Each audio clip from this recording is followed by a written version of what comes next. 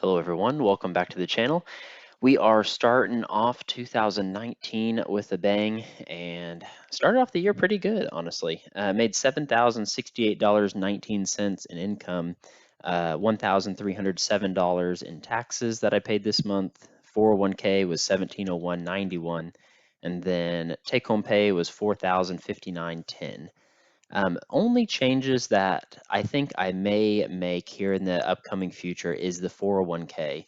Um, I really want to get back into like real estate and rental properties. So I may dial the 401k back a little bit, um, get my employer match, which is like 3%, and get my wife's 10% employer match, and then start piling up some cash for some rental properties here in the next couple months. So this month in January, I was not able to change that. So yeah, so put quite a bit in my 401k.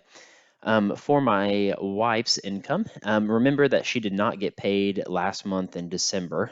So it's so strange. She gets two paychecks in January, so she made $7,086.84, paid $737.31 in taxes, and then had 3,195.03 in her 403b, and then HSA was $666 in there. And then I've also added a column for insurance here.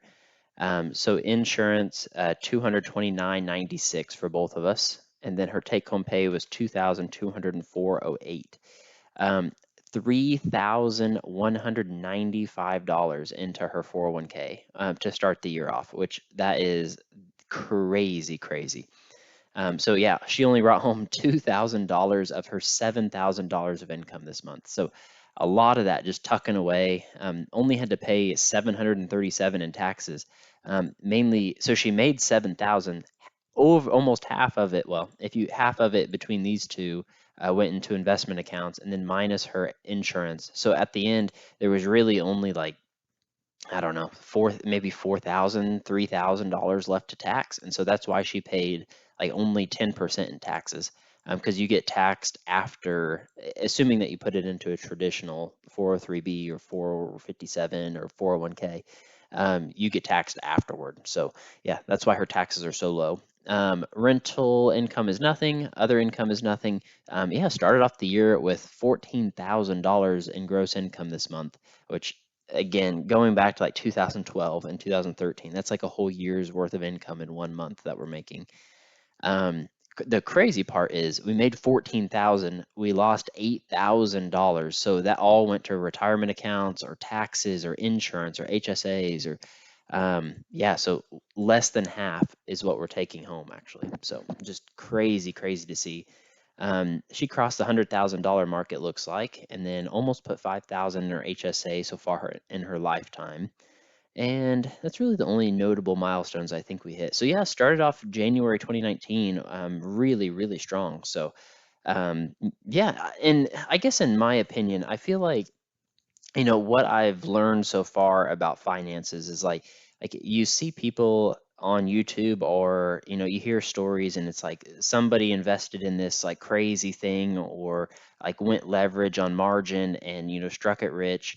And I don't know, I don't think that's really the way to do it. It's exciting for a lot of people. It's kind of like winning the lottery, but investing really shouldn't be like gambling. And again, in my opinion, at least what I'm learning here, it's kind of boring.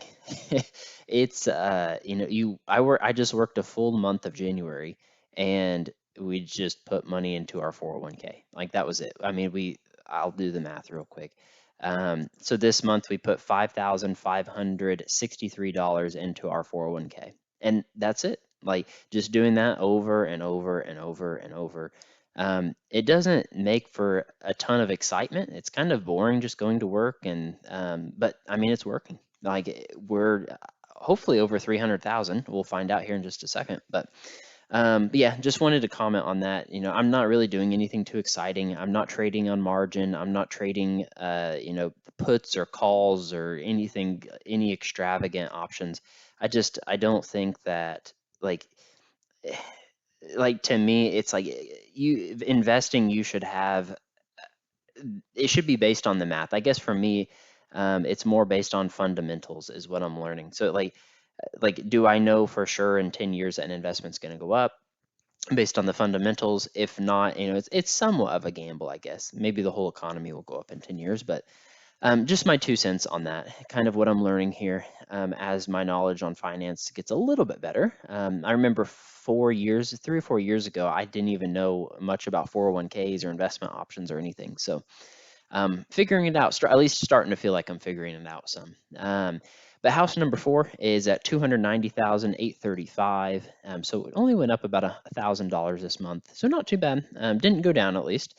Truck is at 26,822, which I think Kelly Blue Book is probably wrong on the truck. Just my personal opinion. It's not even at 10,000 miles yet, even though it's 3 years old. And yeah, so it's probably in the 30s if I were to guess. My wife's car is 8,598.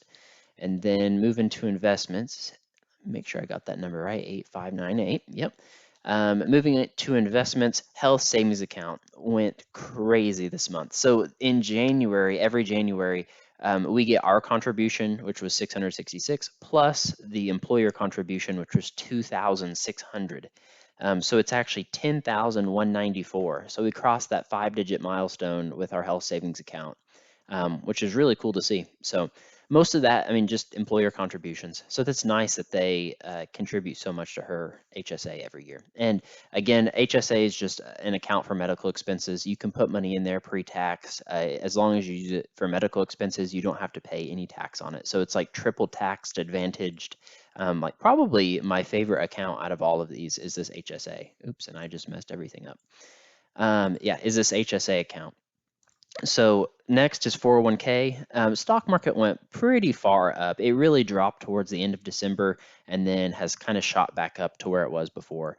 So 34,175 is what I have in my 401k. So we kind of went back to where November was and then plus my contributions. So we're pretty much back to where we were in November.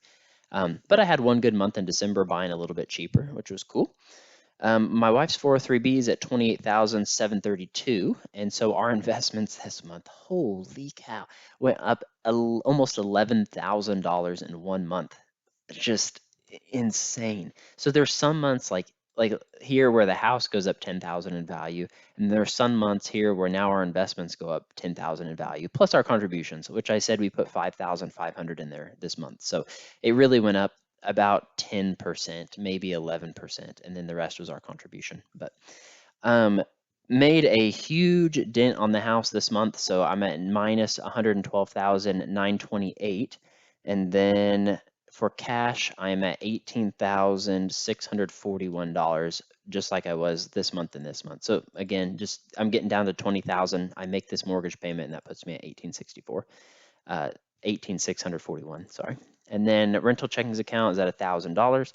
And so that puts me at $306,069. So finally crossed the 3-digit mark here, or sorry, the $300,000 mark here. Yeah, so very cool to see. I am officially 30% of the way there, even though I am, I guess, 40% of the way there to being 30 years old. So I guess 45% roughly. But anyway, on my goal pace, I am $39,402 ahead of my goal pace. Yeah, so I mean, huge progress was made this month. Added 15,000 to my net worth this month. Yeah, so kind of cool to see. Again, like I said earlier, a little bit unexciting, I guess. Just hey, I put money in my 401k this month, but it's working. So if I keep having months like this for the next year, then I'll probably make $200,000 or $300,000 in net worth increase this year. So I'm just going to keep doing what I'm doing. I'm going to keep going to work, working as hard as I can, saving money, putting money in my 401k, and hopefully finding a rental property this year, which would be kind of nice to have. So that's kind of a goal that I have in the back of my mind. But again, it's going to depend on the numbers. So Yeah, we'll see how it goes. So ended out January 2019 with a net worth of $306,069, and I'm $39,402 ahead of my goal pace of becoming a millionaire by 30 years old. So thank you all for watching the video. Last month's and next month's videos are on the screen now. Be sure to like, comment, subscribe, and if any of you have any questions, comments, or things that you'd like to see me include in future videos, just comment them down below. Thanks everybody, and we'll see you in the next video.